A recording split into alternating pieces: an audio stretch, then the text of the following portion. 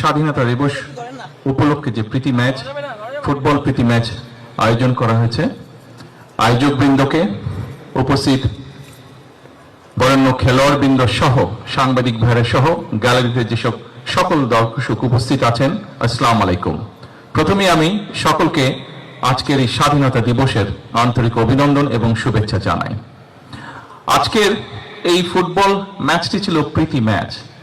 তবে এখানে আপনারা যারা উপস্থিত আছেন, আপনাদের কম বেশি সকলেরই ধারণা আছে যে আমরা আমাদের সরকারের পক্ষ থেকে এবং কিছুদিন আগে বাংলাদেশে যেই প্রত্যাশিত নির্বাচনটি অনুষ্ঠিত হয়েছে, সেই নির্বাচনের সময় আমাদের দলীয় ম্যানিফেস্টো থেকে আমরা বলেছি যে আমরা বাংলাদেশের ক্রীড়া জগতে নতুন প্লেয়ার আমরা তৈরি করতে চাই বিভিন্ন খেলায়, এবং পেশা ক্রীড়াকে প্রফেশনাল রূপ আমরা দিতে চাই।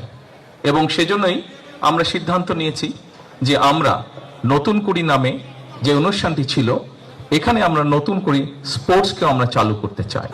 শুধু নতুন করে স্পোর্টসই আমরা চালু করতে চাই না, আমাদের একটি পরিকল্পনা আছে বাংলাদেশের প্রত্যেকটি জেলা, প্রত্যেকটি উপজেলায়, প্রত্যেকটি ইউনিয়নে, স্কুলগুলোর মধ্যে, বিভিন্ন শ্রেণীর মধ্যে আমরা খেলার কম্পিটিশন শুরু করতে চাই। ভবিষ্যতে বিভিন্ন আন্তর্জাতিক ফোরামে যেই খেলাগুলো অনুষ্ঠিত হয়ে থাকে, সেখানে আরো কিভাবে বেশিভাবে আমরা দেশের জন্য সম্মান বয়ে আনতে পারি এবং তার জন্য আমরা সুন্দরভাবে আমরা ভালো খেলোয়াড় তৈরি করতে পারি, সেটিরও আমাদের পরিকল্পনা আছে, সেটিও আমাদের চেষ্টা আছে।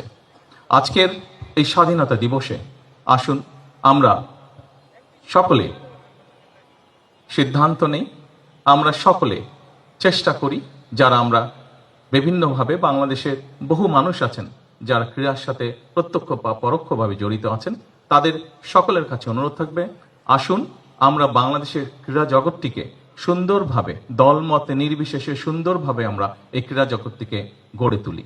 এই ক্রীড়া দেশের জন্য যেরকম সম্মান বয়ে আনতে পারে, এই ক্রীড়া আমাদের মধ্যে সুন্দরভাবে বন্ধুত্বের, ভ্রাতৃত্বের বন্ধনও তৈরি করতে সক্ষম বলে আমি বিশ্বাস করি।